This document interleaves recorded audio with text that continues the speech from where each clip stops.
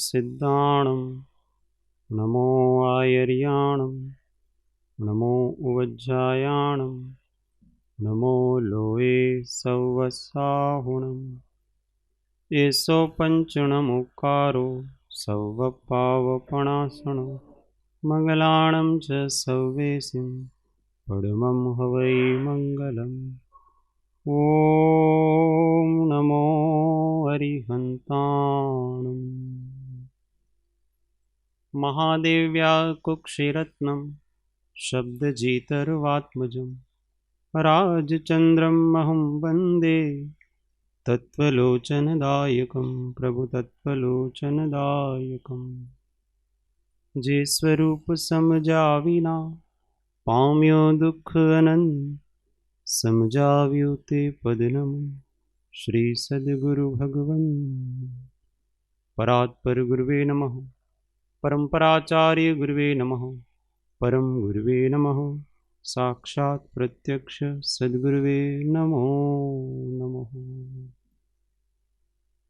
अनंत अनंत भाव भेदथी भरेली भली अनंत अनंत नाय निक्षेपे व्याख्यानी छे सकळ जगत हित कारिणी हारिणी मोह तारिणी भवाब्धि मोक्ष चारिणी प्रमाणी छे उपमा आप्यानी जेने तमारा कविते व्यर्थ आपवाथी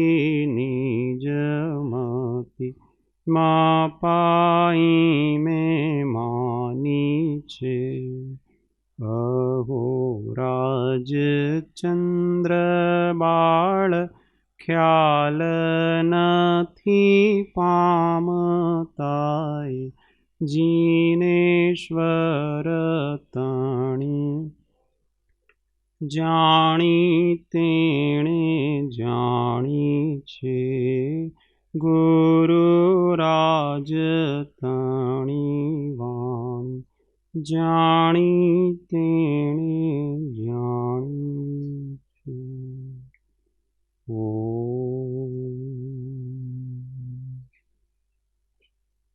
जय सद्गुरुवंदन जय जय जय सद्गुरु। ओम આજે રક્ષાબંધનનો પવિત્ર તહેવાર છે। ભારતમાં આપણે રક્ષાબંધનનો તહેવાર અત્યારે ભાઈ બહેનનો તહેવારના રૂપથી મનાવાય છે, પણ એકચ્યુઅલી સત્ય એવો છે, પુરાણ અને ઇતિહાસ બંનેમાં એક પણ દ્રષ્ટાંત એવો નથી કે આ તહેવારની શરૂઆત ભાઈ બહેનથી થઈ હોય।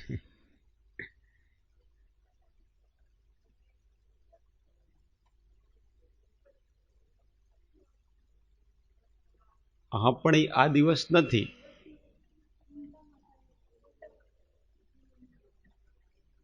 હા, હવે એ માતા કુંતા માતા અને અભિમન્યુ ભાઈ બહેન નહોતા। આ તો આપણે સત્ય શું છે કે કોઈ વસ્તુ રૂઢિથી ચાલતી હોય તો એ રૂઢ સત્ય કહેવાય છે। અત્યારે જે માન્યતા છે ખોટી નથી।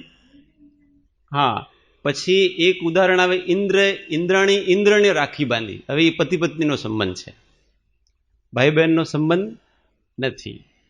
પછી જૈન પરંપરા અનુસાર આવો છે। ઇતિહાસમાં એક દ્રષ્ટાંત આવે છે, હુમાયુ કર્માવતી રાણી કર્માવતી એમના ઉપર અમદાવાદના શાસક અહમદ શાહ અબ્દાલી એમણે અટેક કર્યું, તો હુમાયુને રાખી મોકલી। परंतु इसके वो शुरुआत नहीं है रक्षाबंधन की, रक्षाबंधन उसके पहले से है। उसने तो राखी इसलिए भेजी कि आप मेरी रक्षा करो। उस समय तक भाई बहन के रूप में यह प्रचलित हो चुका था। उस समय तक ये त्योहार भाई बहन के रूप में प्रचलित हो चुका था। इसलिए उसने कि आप मेरे भाई हो, आप मेरे आकर के रक्षा करो। तो सत्य वस्तु, पुराण और इतिहास कहीं पर भी इस त्योहार की शुरुआत भाई बहन से हुई है ऐसा बिल्कुल नहीं है। ये एकदम रिसर्च वाला। तो सत्य भी अपने को जानना चाहिए। कभी कभी एक रूढ़ी चल पड़ती है तो वो रूढ़ सत्य हो जाता है और वो उस सत्य को मानना चाहिए।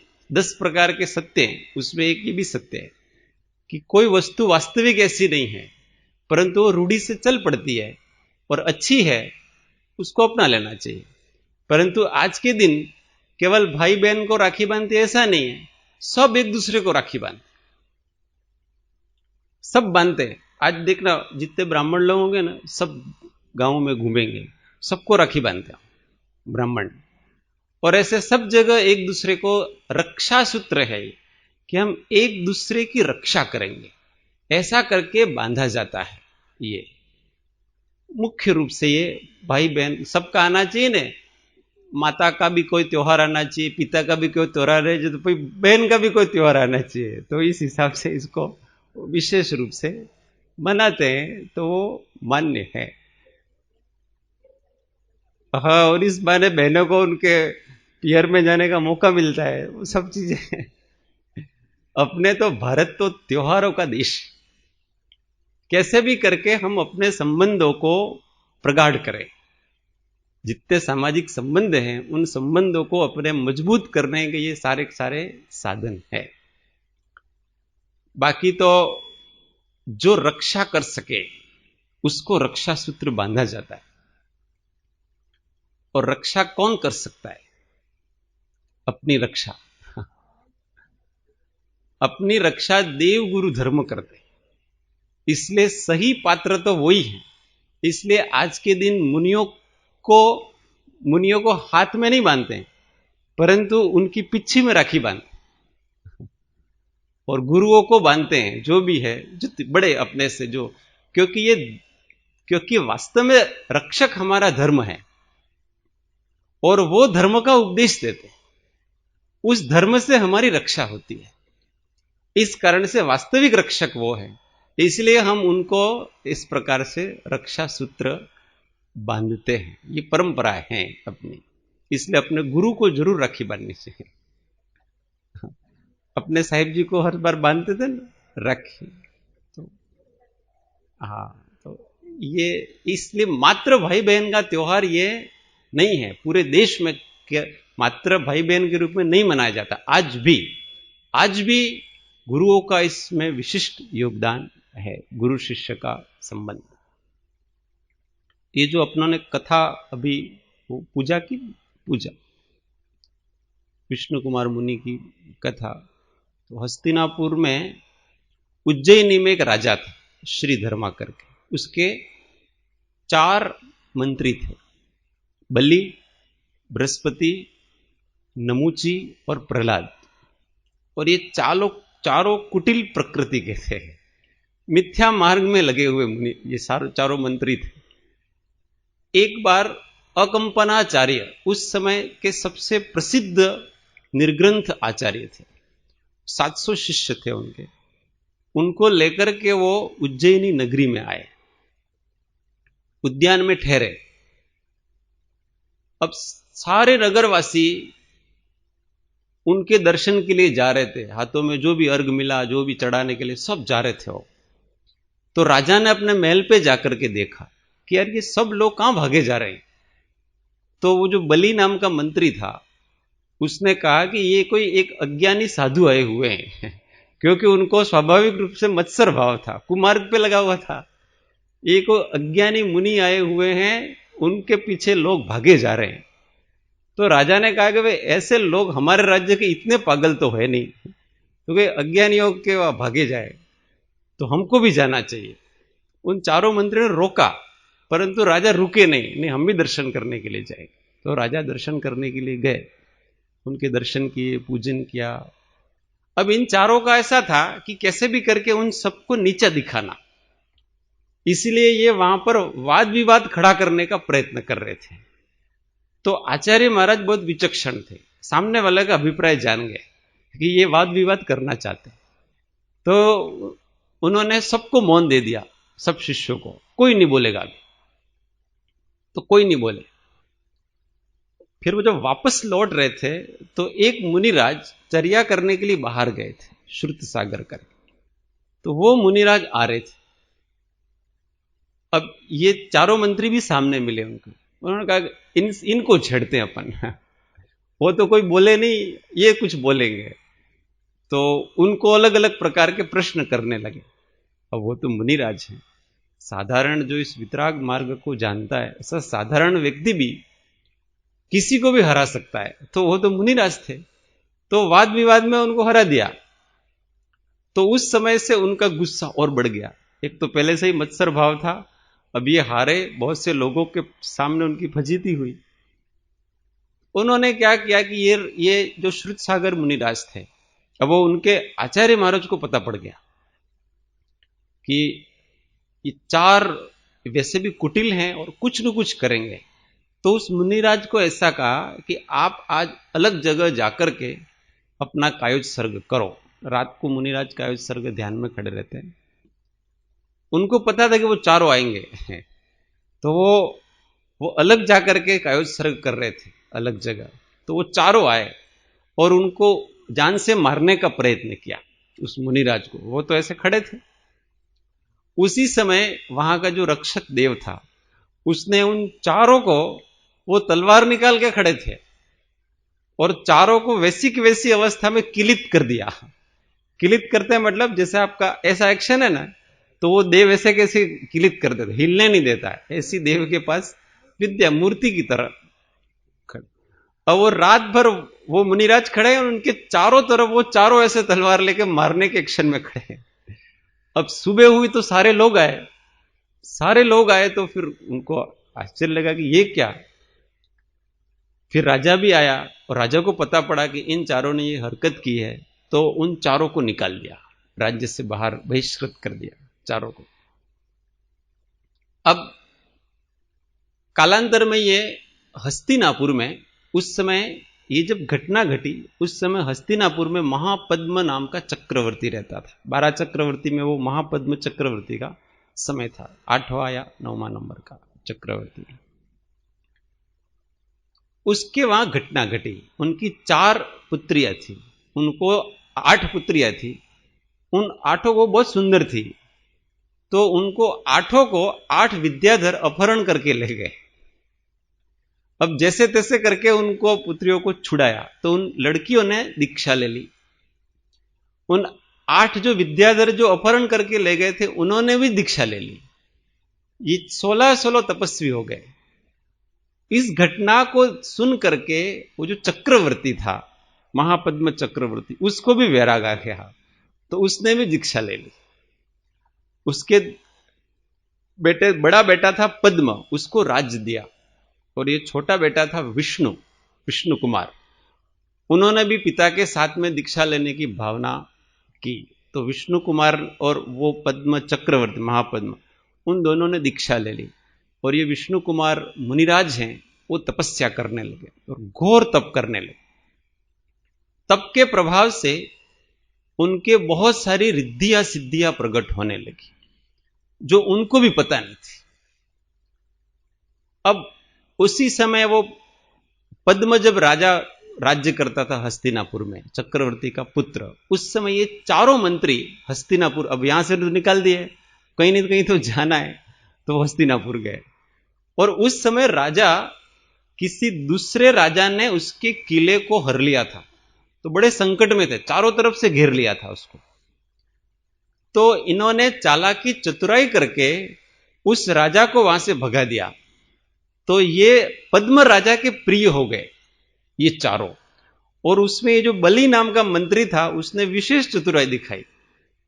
तो उस समय राजा उसके ऊपर बहुत प्रसन्न हो गया। तो राजा ने उसको कहा कि भाई, मैं तेरे ऊपर बहुत प्रसन्न हूं, हमारे बहुत समय से ये संकट आया था, हम घिरे हुए थे, तुमने संकट दूर किया है, तुम कुछ भी मेरे से मांगो वरदान, मैं जो मांगोगे वो दूंगा।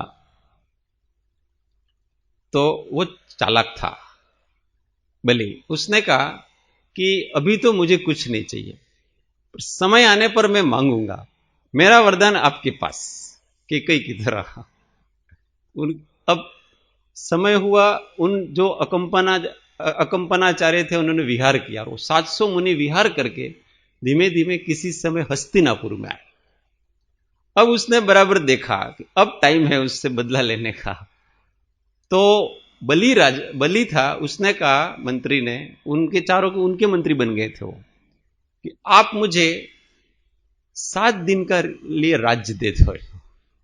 और वो तो वचन से बंधा हुआ था, इसलिए 7 दिन के लिए ये राज्य तेरा। और वो गुप्तवास में रहने लगा पद्म राजा। अब इन्होंने पहले ही दिन सबसे पहला काम उसने ये किया कि वो जितने भी मुनिराज थे, 700 मुनिराज बैठे हुए थे, अपनी साधना कर रहे थे, चारों तरफ से उसने आग लगा दी, धुआं कर दिया सारा। अब उन 700 मुनियों ने ऐसा संकल्प कर लिया कि जब तक ये उपसर्ग खत्म नहीं होगा, मुनि का ऐसा ही होता है, तब तक हमारे आहार विहार आदि सबका त्याग है। वो तो ऐसे अपनी मुद्रा में बैठ गए। अब ये जो विष्णु कुमार मुनि थे, उनके गुरु जो अवधि ज्ञानी थे, उनका अचानक अवधि ज्ञान लगा और उनको इस संकट का आभास हुआ कि इस प्रकार से हस्तिनापुर में 700 मुनिराजों के ऊपर संकट आया।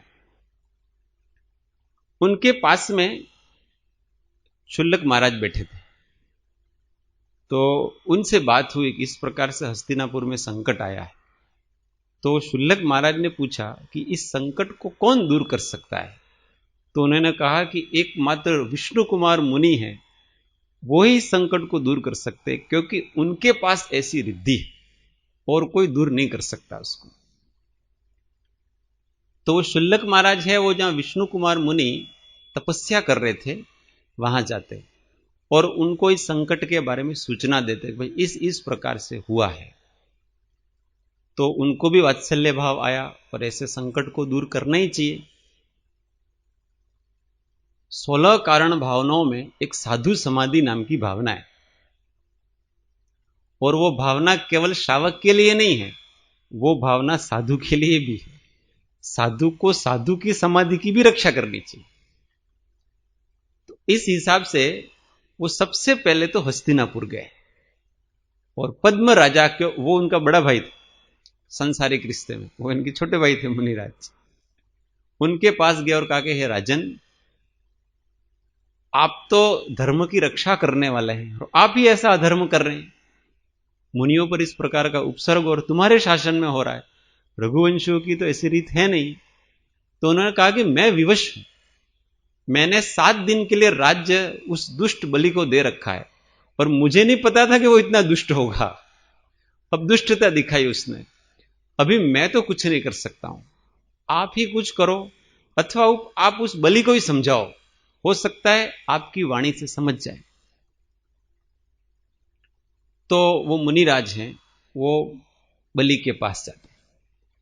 देखो कभी कभी दूसरों के लिए ये घटना कितना संदेश देती है कि मुनिराज होते हैं वो स्वाभिमानी होते हैं, किसी से याचना नहीं करते हो, परंतु जब किसी और के ऊपर संकट आया है, और किस पे संकट आया है, रत्नधारी मुनियों के ऊपर संकट आया है, तो वो भी सामान्य संसारी से याचना कर रहे हैं। इसलिए दूसरों के लिए अगर अपने को कुछ करना पड़े तो अपने स्वाभिमान को भी एक जगह रख देना चाहिए।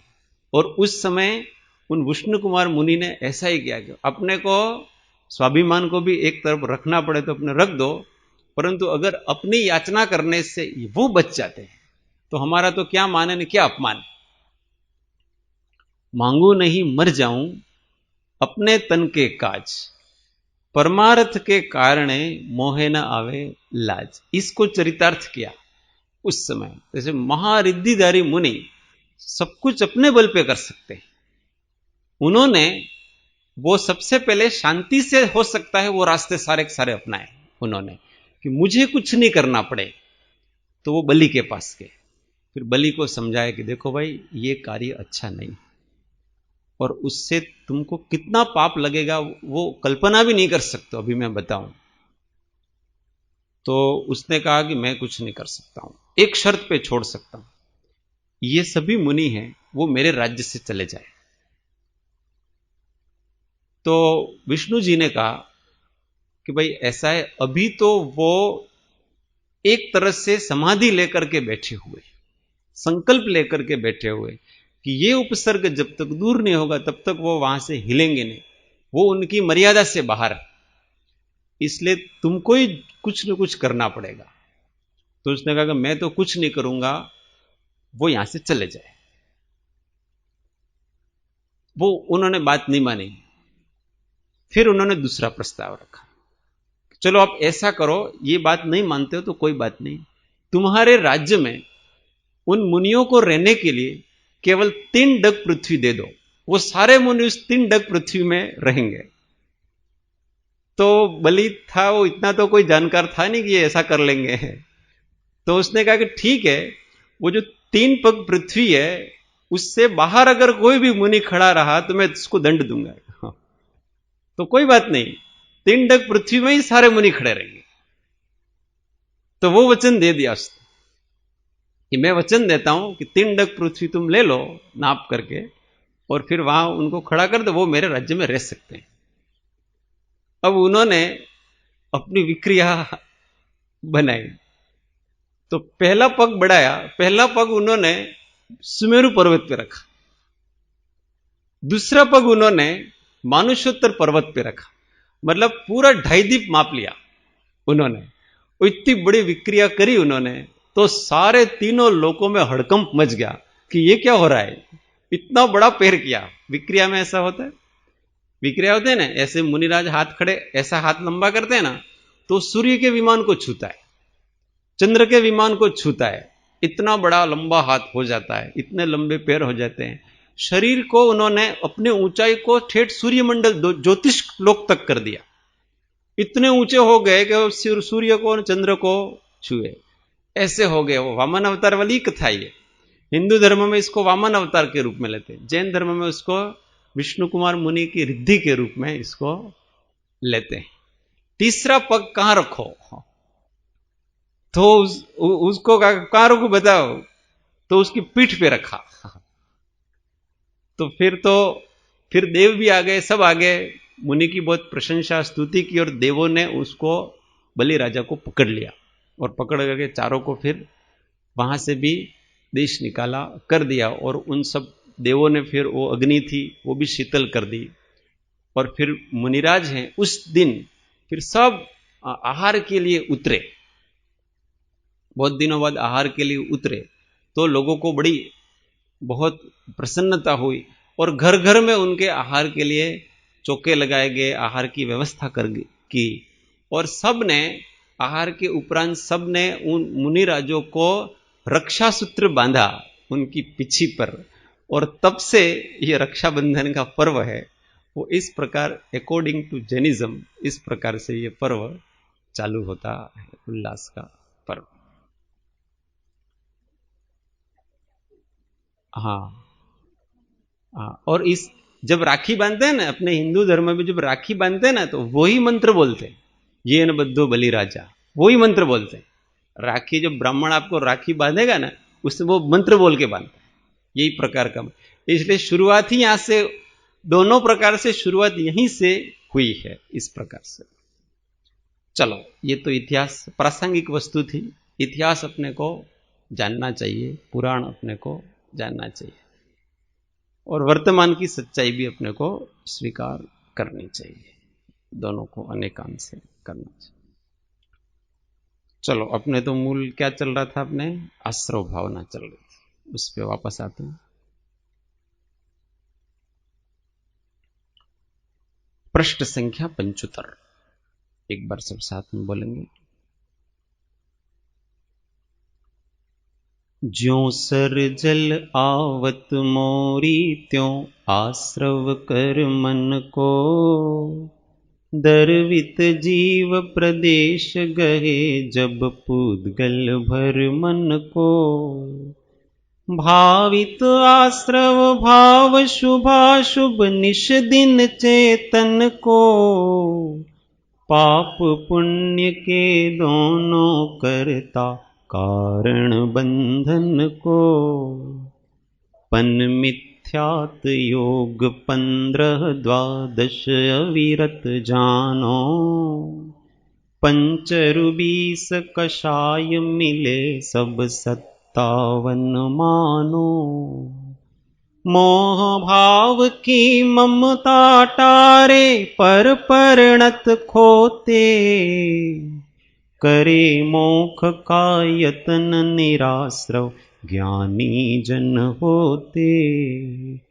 करे मोक्ष का यत्न निराश्रव ज्ञानी जन होते। पन मिथ्यात्व, मिथ्यात्व की बात चल रही थी कि 5 प्रकार के मिथ्यात्व हैं। बोलो कौन कौन से? पहला संशय, दूसरा विपरीत, तीसरा अज्ञान, चौथा एकांत और 5वां विनय मिथ्यात्व। तो संशय मिथ्यात्व पर चर्चा हो चुकी थी। संशय का मतलब वस्तु तत्व ऐसा है कि ऐसा है, इसका मूल लक्षण जब हमको पता नहीं चलता है तो उसको हम पहचान पाते नहीं, अन्य से अलग नहीं कर पाते। सदृश्यता दिखती है तो अन्य से अलग हो पाते नहीं है, उसको संशय मिथ्यात्व कहते हैं। आत्मा का जो मूल गुण है, मूल लक्षण है, उसको जब तक हम पहचान नहीं पाते हैं तब तक हम आत्मा का जो विकृत स्वरूप है उसमें आत्मा की भ्रांति कर लेते हैं। शरीर में आत्मा की भ्रांति हो जाती है, अथवा रागादि विकार भाव हैं उसमें आत्मा की भ्रांति हो जाती है, अथवा मन में आत्मा की भ्रांति हो जाती है, भाषा वाणी में आत्मा की भ्रांति हो जाती है, इंद्रियों में आत्मा की भ्रांति हो जाती है। ये भ्रांति क्यों? क्योंकि आत्मा का मूल लक्षण हमने जाना नहीं है। इसलिए किसी भी पदार्थ का मूल लक्षण जान लेंगे और उससे उस पदार्थ की पहचान करेंगे तो हमको संशय नहीं रहेगा, नहीं तो संशय रहा करता है। और संशय के कारण से जो विपरीतता बनती है उसका नाम संशय मिथ्यात्व कहलाता है। दूसरा विपरीत मिथ्यात्व। विपरीत मिथ्यात्व का अर्थ होता है कारण कार्य संबंध नहीं जानने के कारण से जो कारण नहीं है उसको कारण मानना, और जो कारण है उसको कारण नहीं मानना, उसका नाम विपरीत मिथ्यात्व कहलाता है। जैसे लोक में बहुत सारी रूढ़ियां प्रचलित हैं, उसमें एक रूढ़ी ऐसी प्रचलित है कि यज्ञ में हम बलि देते हैं जानवरों की इत्यादि, तो देव प्रसन्न होते हैं, अथवा हमको पुण्य बनता है, स्वर्ग आदि की प्राप्ति होता है। ऐसी एक रूढ़ी बनी हुई है समाज में। यज्ञ करने से पुण्य होता है, बलि देने से पुण्य होता है, देवता प्रसन्न होते हैं, ऐसी एक रूढ़ी बनी हुई। ये विपरीत मिथ्यात्व है। क्यों विपरीत मिथ्यात्व है? क्योंकि किसी भी जीव की हिंसा करके आप उसको अग्नि में होमते हो तो हिंसा कभी भी पुण्य का कारण नहीं होता है। हिंसा हमेशा एकांत से पाप का ही कारण होता है।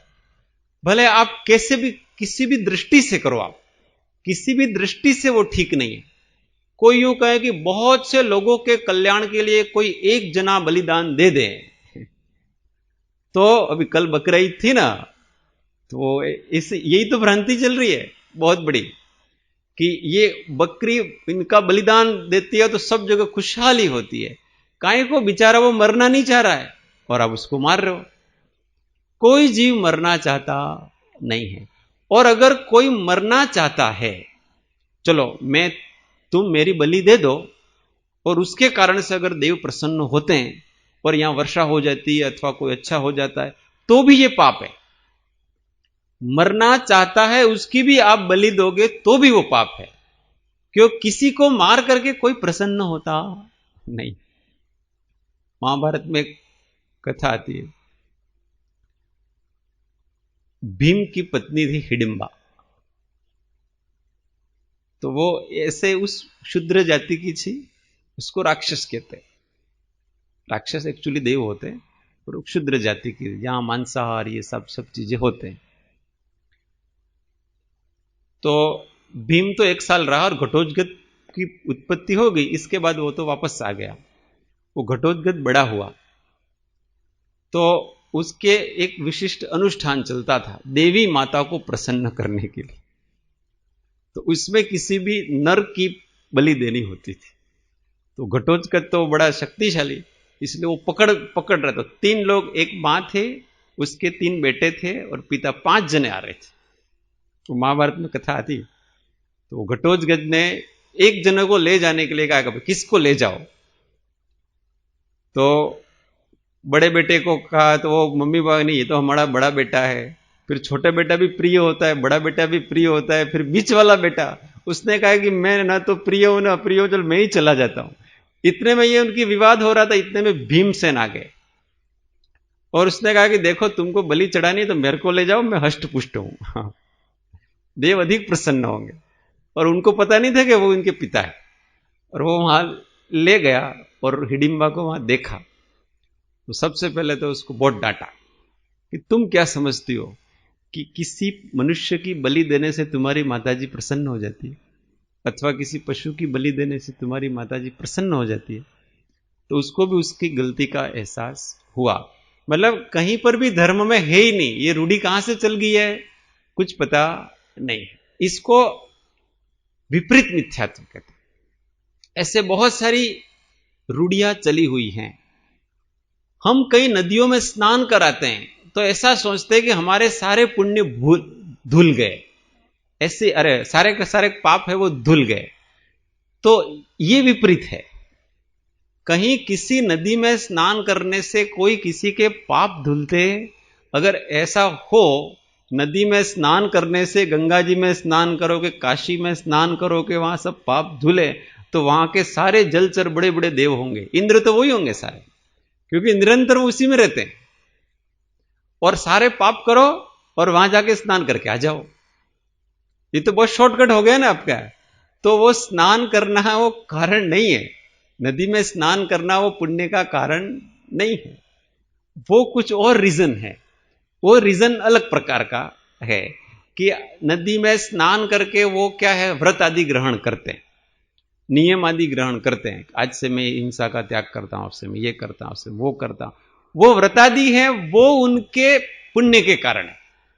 स्नान करना पुण्य के कारण नहीं होता है। कोई ऐसा आज तक ऐसा जल नहीं बना है कि जो अपने पाप को धो दे।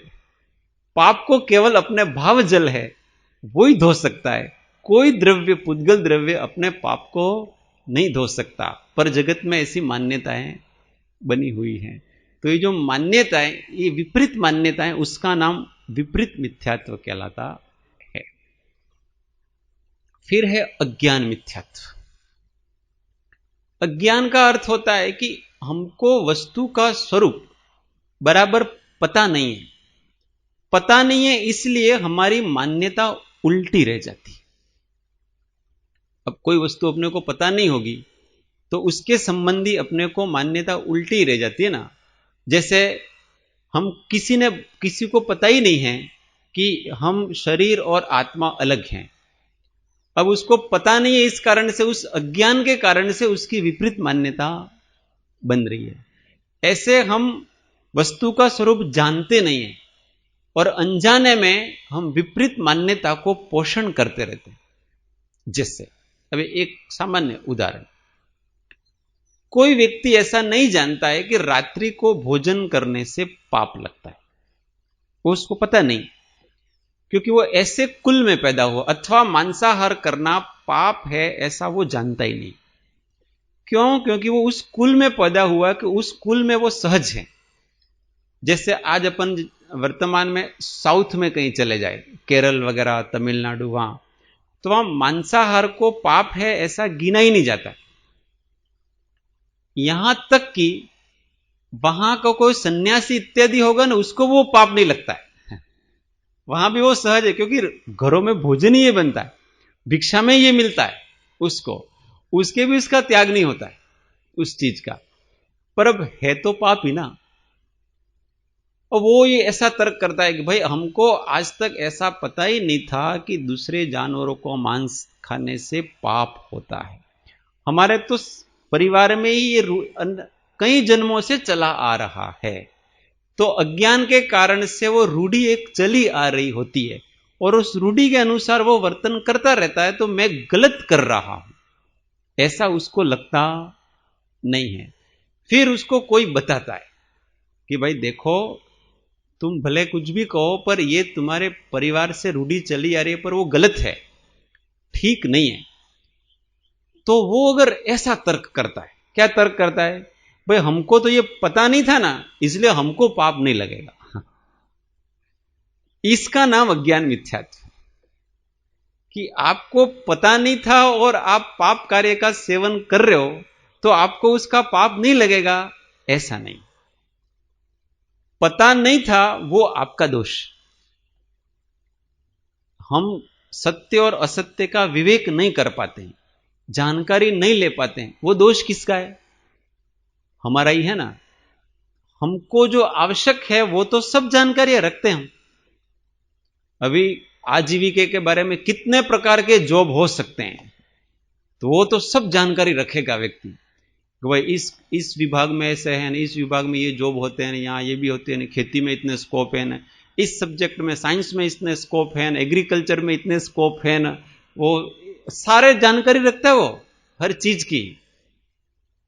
और यहां जानकारी नहीं रख रहा है कि क्या करने से पाप होता है ना, क्या करने से पुण्य होता है ना, क्या करने से धर्म होता है। इसको जानने की फुर्सत ही नहीं है उसको। क्यों? क्योंकि वो मिथ्यात्व है ना, वो उसको वहां जाने ही नहीं देता। तो ये जो अज्ञान के कारण, नहीं जानने के कारण से हमारे जीवन में जो भी विपरीत मान्यताएं बनी हुई हैं और उसके कारण से हम जो भी विपरीत आचरण कर लेते हैं, वो सारा का सारा अज्ञान मिथ्यात्व में आता है। इसलिए हमको सत्य का ज्ञान करना चाहिए। इसलिए कहते हैं ना, कृपालदेव ने सदैव सूक्ष्म बोधनो अभिलाषी।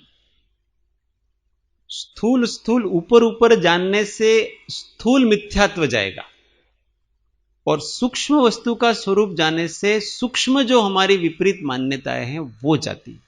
इसलिए सूक्ष्म अध्ययन करना चाहिए, सूक्ष्म तत्व ज्ञान करना चाहिए सत्संग से, तो वो सब मान्यताएं धीमे धीमे छूटती हैं। इसको अज्ञान मिथ्यात्व कहा जाता है। चौथा है एकांत मिथ्यात्व। एकांत का वस्तु, प्रत्येक वस्तु इस संसार में, इस विश्व में जितना पदार्थ हैं वो सारे पदार्थ हैं, वो अनेकांत रूप हैं, अनेक धर्म हैं उनके। अनेकांत का अर्थ ये होता है, अंत का अर्थ धर्म होता है, और अनेक का मतलब बहुत सारे। बहुत सारे धर्म अथवा गुण अथवा विशेषताएं जिसमें पाई जाती हैं उसको अनेकांत कहते हैं। तो प्रत्येक वस्तु यहां अनेकांतमय है, परंतु उसको एक ही दृष्टि से जानना और उसी दृष्टि से उतना ही उसको मानना, उसका नाम एकांत मिथ्यात्व कहलाता है। आत्मा को एकांत से नित्य ही मानना, आत्मा को एकांत से अनित्य ही मानना, आत्मा को एकांत से रूपी ही मानना अथवा आत्मा को एकांत से अरूपी ही मानना, ऐसे अलग अलग प्रकार से हैं। एकांत से अपना अस्तित्व मानना, और एकांत से अपने अस्तित्व का निषेध करना, ये सब एकांत से वस्तु को पकड़ लेते अपन और फिर उसमें आग्रह करते हैं कि नहीं ऐसा ही है। इसका नाम एकांत मिथ्यात्व कहलाता है। और पांचवा है विनय मिथ्यात्व।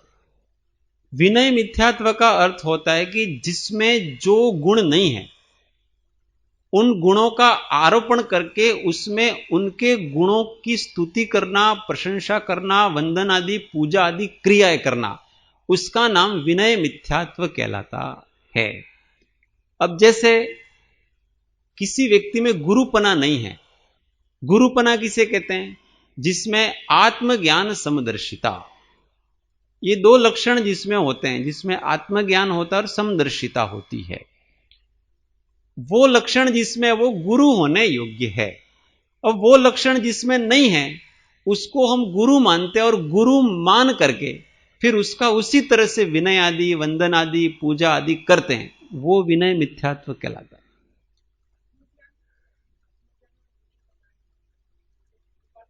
हाँ हाँ, समदर्शिता का मतलब ही मुनिपना होता है, दोनों। हाँ, आत्मज्ञान समदर्शिता, आत्मज्ञान त्या मुनिपणो, ये दोनों चीजें हैं। पर आध्यात्मिक रूप से समदर्शिता तत्व को अच्छा लेना, समदर्शिता को इसलिए लेना कि इसमें गौण रूप से चौथे गुण स्थानवर्ती, पंचम गुण स्थानवर्ती सब आ जाते इस। हाँ हाँ, तो बराबर। हाँ,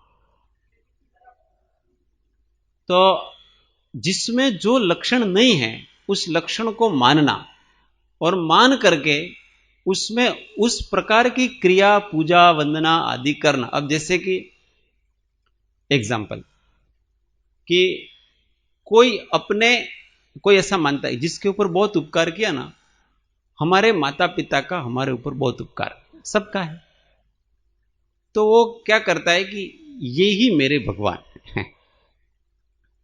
तो अब उसको व्यवहारिक दृष्टि से मानो तो ठीक है, परंतु उसमें भगवत पने के लक्षण नहीं है। इसलिए भगवान की जिस प्रकार आराधना होती है उस प्रकार से माता पिता की आराधना अगर आप करते हो तो वो विनय मिथ्यात्व में आएगा। ये समझना अपने को कि जिस प्रकार से, क्यों, क्योंकि सर्वज्ञता और वितरागता ये दोनों नहीं है, और जहां सर्वज्ञता और वितरागता दोनों नहीं है उसमें भगवतपना नहीं होता है, और उसको आप भगवान मान करके उस प्रकार का विनय आदि, वंदन आदि करते हो तो वो आपका विनय मिथ्यात्व है। हां, उसका जितना उपकार है उसको उस दृष्टि से करो, तो उसमें अंदर की क्लैरिटी बराबर होनी, जिसका जितना उपकार है उतना उस दृष्टि से करो। धर्म दृष्टि से धार्मिक गुणों को, आध्यात्मिक गुणों को आरोपित करके अगर आप सांसारिक की ऐसी पूजा आदि करते हो तो वो सब विनय मिथ्यात्व के अंतर्गत आता। संसारिक लोगों की संसार की दृष्टि से करना, अपने माता पिता के चरण छूना, जिसने भी उपकार किया है उसको सब करना, नमस्कार करना, सारे करना, पर वो हम किस दृष्टि से कर रहे हैं, उसमें धार्मिक गुणों को आरोपण नहीं कर रहे हैं हम उसको केवल सांसारिक दृष्टि से ही देख रहे हैं उसको। तो संसार की दृष्टि से तो ठीक है, परंतु उसके ऊपर धर्मात्मा का लेबल लगा हुआ है। धर्मात्मा का जिनके ऊपर लेबल लगा हुआ और उसमें धर्मात्मा के गुण नहीं है, और उसकी अगर आप विनय वंदना आदि इस प्रकार से करते हो तो इस विनय मिथ्यात्व के शिकार हो जाते हो। देखो, हमारे माता पिता के चरण स्पर्श करते हैं, आप उस माता पिता के 3 प्रदक्षिणा भले करो ने तो भी आपको विनय मिथ्यात्व नहीं लगता, परंतु अगर उनके ऊपर धर्मात्मा का लेबल लगा हुआ है और धर्मात्मा मान के करोगे उनको, संसार की दृष्टि से करो तो कोई दे, और धर्मात्मा जगत में वो धर्मात्मा के नाम से प्रसिद्ध हैं और धर्मात्मा के गुण तो उनके अंदर है नहीं, और हम उनको इस प्रकार से करेंगे तो हमको ये विनय मिथ्यात्व का दोष लगता है। विनय मिथ्यात्व क्या है? विवेक रहितता, इसका नाम विनय मिथ्यात्व कहलाता है। मूढ़ता कहो, विवेक विकलता, विवेक रहितता कहो, ये सब विनय मिथ्यात्व में आता है।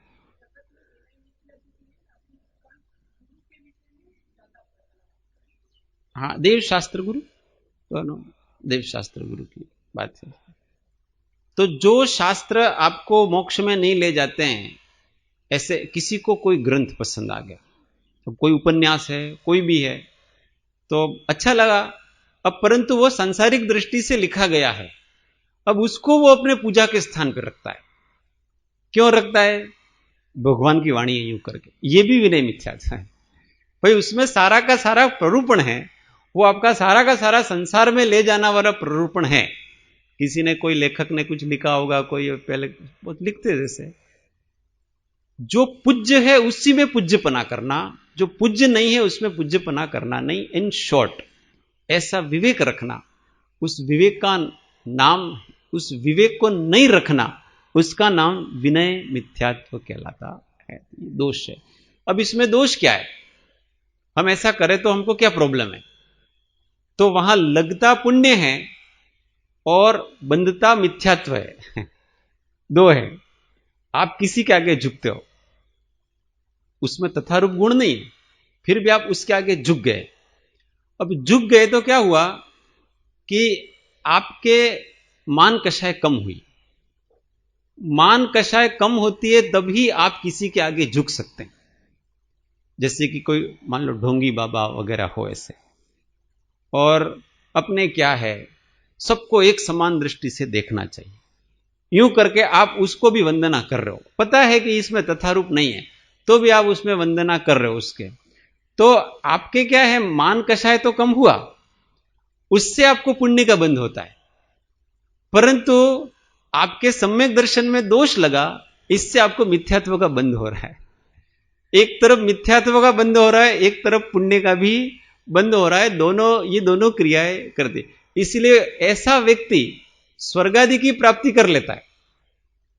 जो तथारूप देव शास्त्र गुरु नहीं है, उनकी भी जो विनय उपासना इत्यादि करता है, वो भी, उसके भी स्वर्गादि बंधे ऐसे पुण्य बनता है, उनके भी, वो भी स्वर्गादि में जाएंगे। परंतु मिथ्यात्व उनका दृढ़ हो रहा है, इस कारण विवेक नहीं है, और मोक्ष मार्ग विवेक से चलता है, भावनाओं से चलता नहीं है। इस कारण से वो भोगादि में लिप्त होकर के वापस पुण्य को खर्च करेगा, और ये मिथ्यात्व फिर उसको वापस एकेंद्रीय आदि में डाल देता है, क्योंकि वो पुण्य तो उसके थोड़े समय ही चलने वाला है। इसलिए ये बहुत ध्यान रखने जैसी वस्तु है, ये सब होती है। विवेक हमेशा रखना चाहिए, धर्म के मार्ग में विवेक को हमेशा आगे रखो। भावावेश में आकर के अन्यथा प्रकार की क्रिया, अन्यथा प्रकार की प्ररूपणा इत्यादि अपने से नहीं हो सके, उतना अपने को ध्यान में रखना चाहिए। तो ये 5 प्रकार के मिथ्यात्व हैं, उनको समझें और उनसे अपन दूर रहने का प्रयत्न करें। कौन कौन से, फिर से नाम बोलते हैं। पहला संशय, दूसरा विपरीत, तीसरा अज्ञान, चौथा एकांत, पांचवा विनय इत्यादि। चलो, बहुत अच्छा। अभी का कल, हाँ, कुछ चीजें तो हम जो दोष करते हैं वो दोष तो हमको ध्यान में होना ही चाहिए ना। जो दोष हम करते हैं वही हमारे ध्यान में नहीं हो तो हमको पता कैसे पड़ेगा कि ये दोष है, और ऐसा दोषित जीवन चला जाता।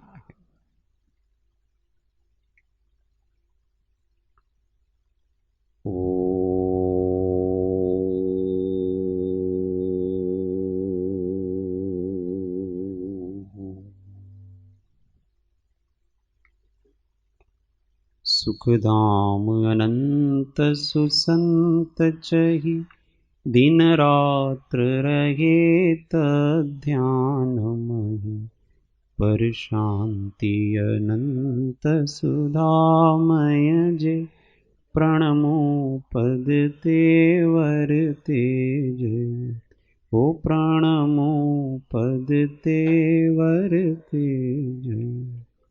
सद्गुरु परम कृपाणु त्रिलोकनाथ की जय, सब संतन की जय। आनंद घन ओम।